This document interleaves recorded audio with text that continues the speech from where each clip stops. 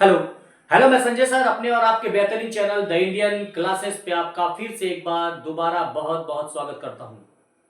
मैं आज आपके लिए कक्षा 12 के दृष्टि से एक बहुत ही इंपॉर्टेंट टॉपिक पोलन ग्रेन का संरचना, जिसको पराग कण का रचना भी कहते हैं, का वीडियो लाया हूं, जो आपके लिए एग्जाम के लिए भी इंपॉर्टेंट है और कॉम्पिटेटिव एग्जाम के लिए भी बहुत जरूरी है। तो हम लोग आज डिटेल पढ़ेंगे स्ट्रक्चर ऑफ पोलन ग्रेन, पराग कण की संरचना। मैंने आपको पिछले वीडियो में बताया है कि पोलन ग्रेन यानी पराग कण का निर्माण पराग कोश में होता है। ये आप जानते हैं, पराग कण में पराग कोश में होता है। ये जो पराग कण होते हैं, ये गोलाकार ये गोलाकार या अंडाकार होते हैं। या तो ये गोलाकार होंगे या तो ये अंडाकार होंगे, है ना। ये किसी भी आकृति के होते हैं, ये गोलाकार हो सकते हैं या अंडाकार होते हैं। अलग अलग प्रकार के फूलों के परागकण अलग अलग शेप, अलग अलग आकृति के होते हैं। ये जो परागकण होते हैं, मैं गोलाकार परागकण का स्ट्रक्चर आपके सामने लाया हूं। उसमें हम लोग केवल आकार अलग हो सकते हैं, लेकिन जो मौलिक स्ट्रक्चर होता है, जो मुख्य रचना होती है, वो बिल्कुल सबका समान हो। आकार किसी भी आकार का हो सकता है, गोलाकार, अंडाकार, तारे के समान किसी भी आकार का हो सकता है, लेकिन जो मेन स्ट्रक्चर होता है वो बिल्कुल सब में एक समान होता है। तो हम लोग सबसे पहले बात करते हैं कि किसी भी परागकण में दो लेयर होते हैं। आपको ये बाहर तरफ लेयर दिखाई दे रहा होगा, ये लेयर होता है, और दूसरा लेयर होता है अंदर की ओर उसके। ये दो लेयर होते हैं, किसी भी परागकण में दो लेयर होते हैं। बाहर का जो लेयर होता है उसको एक्साइन के नाम से जाना जाता है। एक्साइन, ये जो एक्साइन होता है वो खुरदरा होता है। परागकण का जो बाहरी लेयर होता है उसको एक्साइन कहा जाता है, और ये जो एक्साइन होता है वो एकदम से खुरदरा होता है। आप ये देख रहे होंगे चित्र में, इस तरह से कुछ ऐसे ये खुरदरा होता है। खुरदरा इसलिए होता है कि ये आराम से वर्तिकाग्र के ऊपर, ये फूल पुष्प के मादा जननांग में आपने ऐसे वर्तिकाग्र देखा होगा, वर्तिकाग्र के ऊपर ये आराम से टिक सके, फिसल ना पाए, फिसले नहीं, इसके लिए ये एक्साइन का जो परागकण होता है वो ये खुरदरा होता है। ये जो एक्साइन है, एक्साइन का निर्माण एक विशेष प्रकार के स्पोरोपोलेनिन नामक पदार्थ से होता है। स्पोरोपोलेनिन नामक विशेष प्रकार के पदार्थ से होता है, जो एक वशीय पदार्थ होता है। वशीय का मतलब फैटी पदार्थ, वसा से बना हुआ एक विशेष प्रकार का पदार्थ होता है, जिसको स्पोरोपोलेनिन के नाम से जाना जाता है। ये स्पोरोपोलेनिन एक्साइन को मजबूती प्रदान करता है, बल्कि ये कहें कि ये परागकण को मजबूती प्रदान करता है, परागकण को सड़ने से बचाता है। अमूमन क्या होता है, बहुत सारे परागकण ऐसे होते हैं जो वर्तिकाग्र तक नहीं पहुंच पाए अगर, तो वो मिट्टी में गिर जाते हैं, और मिट्टी में गिरने के तुरंत बाद वो सड़ जाते हैं, खराब हो जाते हैं। लेकिन कुछ ऐसे भी परागकण होते हैं जो घंटे 2 घंटे नहीं, 15 से 20 दिन तक उनमें परागण करने की क्षमता होती है, मतलब वो मरते नहीं है। तो उसमें विशेष योगदान स्पोरोपोलेनिन का होता है ना। तो जो एक्साइन होता है वो स्पोरोपोलेनिन का बना होता है, ये सबसे बाहरी परत होता है, और इसी परत में एक छोटा छिद्र होता है। आपको ये छिद्र मैं दिखा रहा हूं, ये छिद्र, इसको जनन छिद्र के नाम से जाना जाता है। जनन छिद्र के नाम से इसको जाना जाता है। अंग्रेजी में इसको जर्म पोर कहा जाता है ना। जनन छिद्र के नाम से इसको जाना जाता है। आगे की बात करते हैं। एक्साइन के ठीक नीचे दूसरी परत जो होती है, वो परत कहलाती है इंटाइन। ये रहा इंटाइन, ये इंटाइन, ये दूसरी परत होती है, इंटाइन कहलाती है। और इंटाइन जो होता है वो पेक्टोसेलुलोज नामक पदार्थ से बना होता है। पेक्टोसेलुलोज नामक पदार्थ से इंटाइन बना होता है।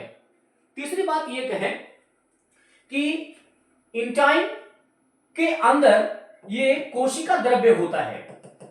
चूंकि परागकण एक कोशिका है, तो कोशिका है तो कोशिका द्रव्य इसके अंदर होगा ही।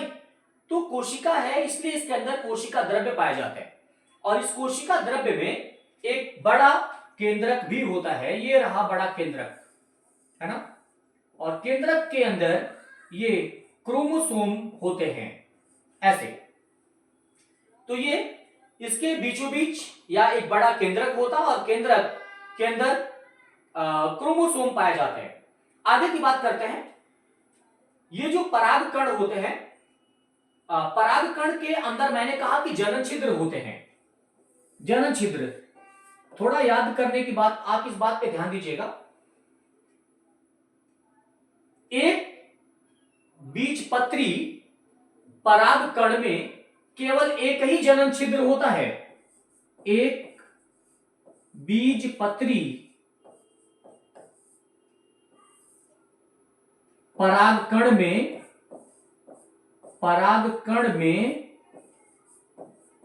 एक ही जनन छिद्र होता है, एक जर्म पोर। मैं जीपी लिख दिया, जर्म पोर।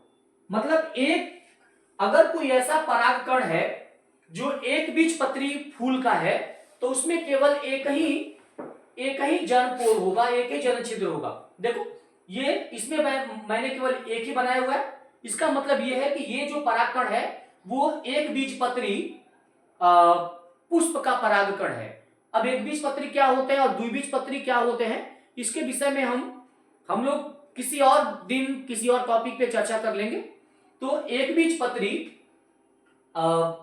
बीजपत्री पौधे का जो परागकण होता है उसमें केवल एक ही जनन छिद्र होता है, बस एक होता है।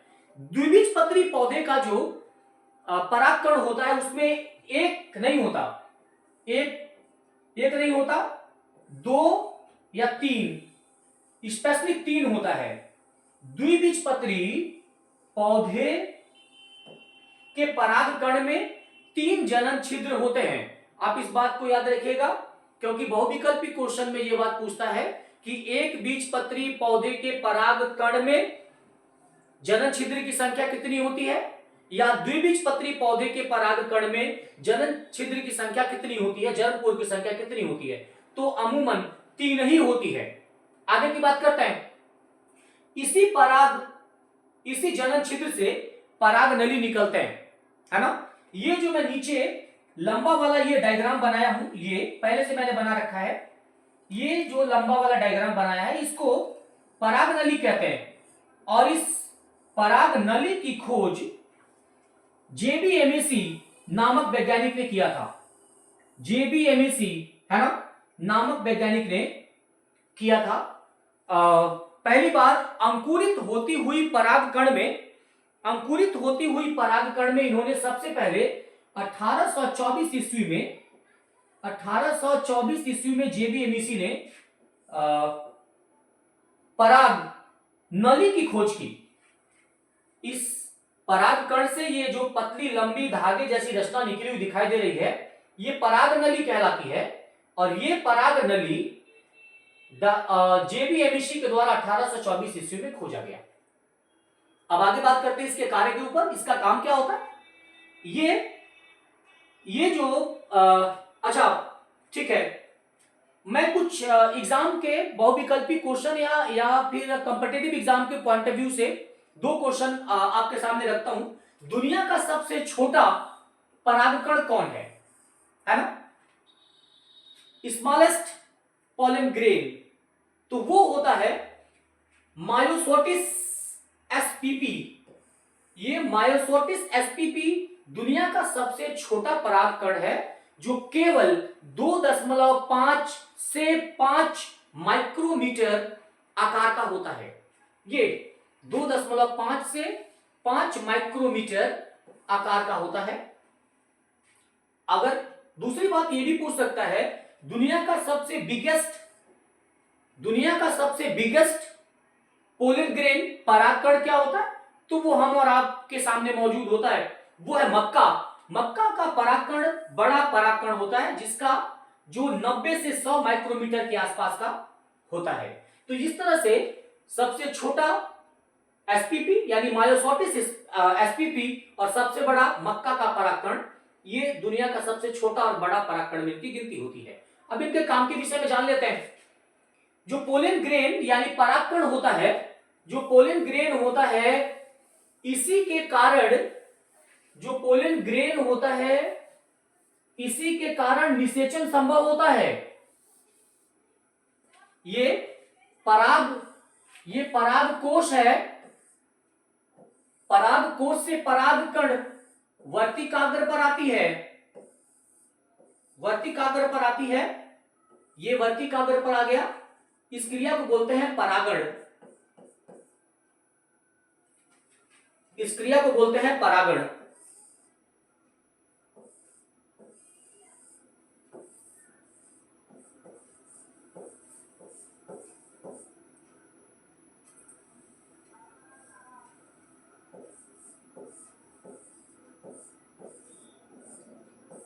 परागण कहते हैं। और इसी पराग कण से ये पराग नली निकलता है और अंडाशय की तरफ बढ़ता है, तो निषेचन की क्रिया संभव हो पाती है। मतलब पराग कण ही निषेचन की क्रिया में भाग लेता है, तो इसका सबसे इंपॉर्टेंट काम होता है परागण। परागण की क्रिया के द्वारा पराग कण निषेचन की क्रिया में भाग लेता है। तो इस तरह से ये स्ट्रक्चर ऑफ पोलन ग्रेन की संरचना है ना। मुझे उम्मीद है कि ये टॉपिक आपको बहुत आसान लगा होगा और आप इसको अच्छे से अध्ययन करिए, बिना स्क्रिप्ट किए इसको पूरा पढ़िए, आपको नोट बनाने की आवश्यकता नहीं पड़ेगी। बाकी चैनल को सब्सक्राइब करें, लाइक करें, और मुझे उम्मीद है अगर आपको ये वीडियो अच्छा लगा होगा तो हमारे चैनल से हमेशा के लिए आप जुड़े रहे। आपको हमेशा ऐसे अच्छे वीडियो आपको लगातार मिलता रहेगा सारे विषयों पर। तब तक के लिए धन्यवाद।